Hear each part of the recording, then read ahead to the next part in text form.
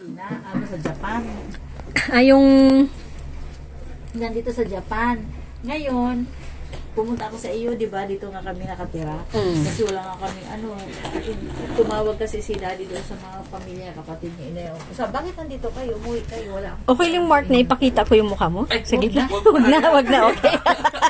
Sinari ka na lang kami. Nag-artist tayo. Tignan. Okay. Okay. Oo. Ganyan. Nung una kasi, akala kasi ni mama mo na patay na si daddy. Kasi 3 years na siyang tawag ng tawag kay daddy, hindi niya makontak. Oo. Nung tiningnan ko sa baraha, sabi ko, uy, buhay pa si daddy. doon sa Magkikita kayo nito sa Pilipinas. Sa Jollibee, hinulaan mo ako. Magkikita kayo sa Hindi Pilipinas ako naniniwala noon. at ikasal kayo. Oo. Bigla na Punta lang ka ng Pilipinas, ng Japan, sabi mo. bigla na lang tumawag yung anak ni daddy, di ba? Oo, mga after, pag-uwi mo na ng Japan. After Nagulat. 2 weeks. Totoo nga, buhay. Tapos, ang hinula ako pa sa kanya, sabi ko, hindi lang buhay si daddy.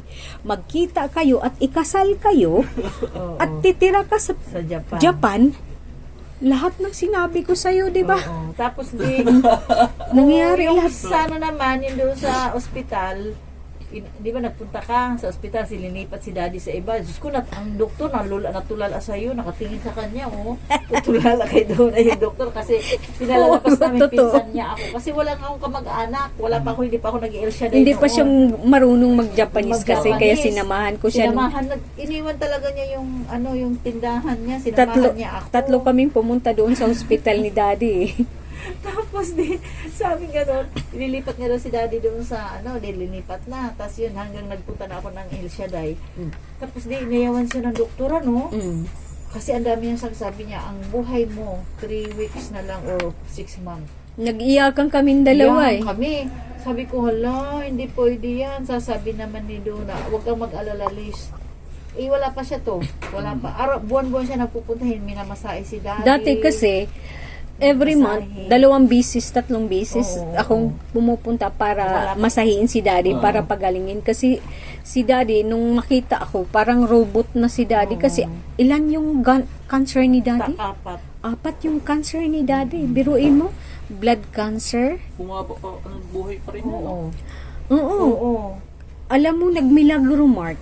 Kasi nung kami nandun, 3 kami nandun sa ospital, talagang sinabi sa amin ng doktor na may Three- ang buhay niya is 3 Three- months na lang to three- 3 weeks. 3 weeks to 3 months na lang ang Tapos buhay. inayawan na siya doon sa Kasi nga, center. hindi na siya, inayawan na Tapos siya. sabi ko, das prayer, tapos prayer namin at plus yung pagpunta ni Do na lagi hinilot-hilot niya, tapos kinakausap siya ni daddy. Tapos ngayon, yung palagi nang punta si Do na, tapos minsan hindi ka nagpunta. Pumunta sa sa kwarto ko, kasi doon sa kwarto mo Sabi niya, saan na si Dona? Sabi ko, wala si Dona, umalis, wala dito ngayon. Hindi nandito siya, nagsabi pa nga, daddy, sabi sa akin, umalis na ba? Sabi ko, wala dito. Tapos yun, nagulat ako, tapos kininto ko sa'yo. Yung pala, yung alaga mo. Nakita ni dad. Oo. 3 tao na yung nakakita. Kamukha ko daw. Kulot ang buhok. Doon ko doon. Sabi niya, hindi, kasi magpapahilot ako. Nagsabi pa nga daw, daddy, tadayma. Sus, wala si Dona. Daddy, naantok ka lang. Sabi niya ako, naantok. Gising. Yun. Nagmilagro si daddy kasi Oo. nung hinawakan ko, halos hindi na siya makabangon, 'di ba? Nung unang time hindi na makakain. Sa ilong na lang yung pagkain. Tapos unti-unti na siyang nakalakad. Oo. Tapos ang daming ginamit si Lord, daming taong ginamit kayo, at saka si mag-asawa si Kuy Sumi, ni Mami, tapos nung huli sila Jocelyn sa si Ito, dinadala na siya sa karaoke, sila namin. Biruin mo, hindi na siya makabangon, ang pagkain niya sa ilong na lang.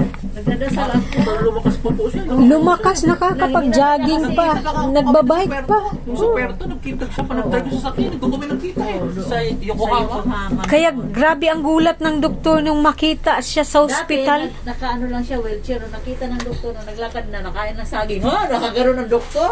Sabi ko, friend, nagulat ang doktor talaga. Yung makapaniwala, sabi ng doktor. Sabi ng gano'n sa akin. Nakatulala. Oo. Kasi ang, nga, ang ano, sinabi, buhay niya, 3 weeks, over na. 3 weeks na. Kaya, nakasal pa kami. Yun sabi niya doon, sabi niya, punta ako sa church. Araw-araw na po, kasi ikaw lang punta ng church, pupunta ako. Sabi nga gano'n. Sabi ko si Father Takagi, Japanese yun. Tapos nung nag-seminar, sabi niya magpa-convert daw siya ng para makakain daw siya ng otsa. Ng body card. Ostia. Ostia, nag-convert siya. Tapos nagulat na lang ako doon kasi bago magpa-convert, siyempre may seminar. Nandoon ako laging kasama. Tinuturuan kong paano ang pagdasal ng Hail Mary. Japanese yun, rosary. Tapos ngayon, sinabi naman niya sa father na, Father, magpapakasal ako sa pari o dito sa church kasi di pa kami nakasal. Nagulat ako. Sinabi yun, yung pala siguro ang way na yun na malapit ng buhay niya.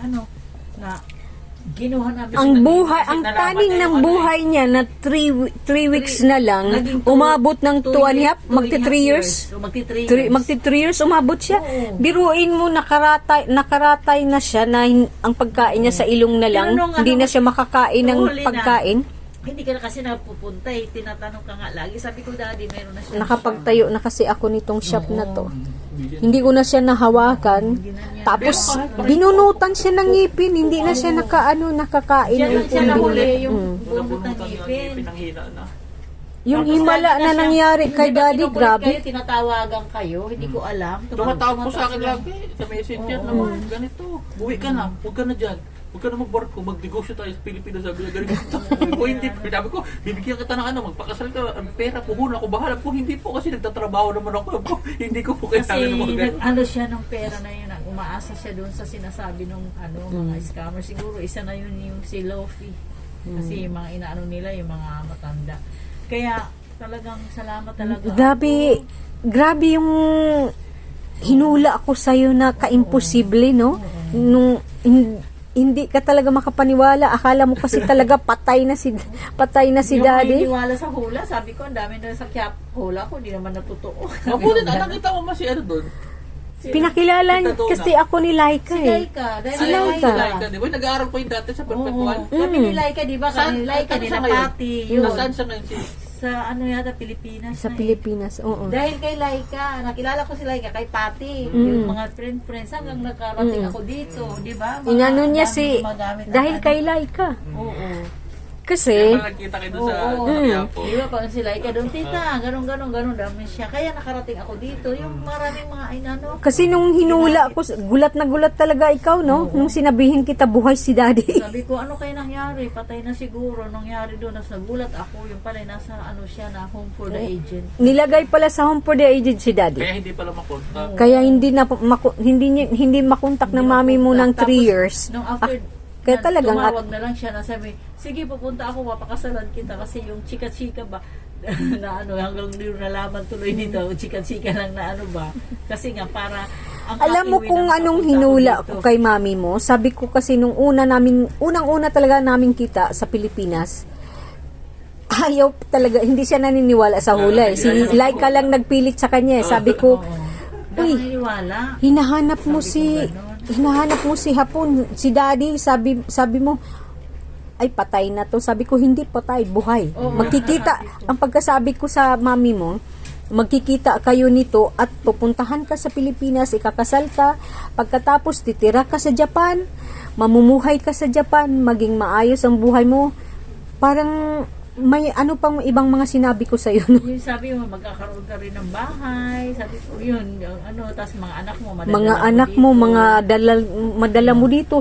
How many years ago yun sinabi ko? Lahat ito, nandito na kayo nangyari. Pero lahat ka imposible yung mga sinabi ko, no? Makapunta kayo din, sabi ko, sa isip ko lang, hindi ako niwala nito kasi dami mga hula sabi, hindi naman natotoo. Yun lang ano ko doon. Tapos ngayon, tingnan mo, nandito pati kayo. Noon ko pa yan sinabi sa kay mami mo, nandito na kayo lang. Sakto po tatagan na, mas magkasabi rin kami ni Mary na pumunta. Dalawa kami. Tapos tama, ang trabaho ni Mary is home for the Nung work. dati kasi hindi siya ganyan. Dapat Napupunta di pa sa noon. office. Kaya Kasama nga siya si problema Ate noon. Rita. Napunta dito kaya ibang nasama ni Ate anak ni Ay, speaking of Ate Rita,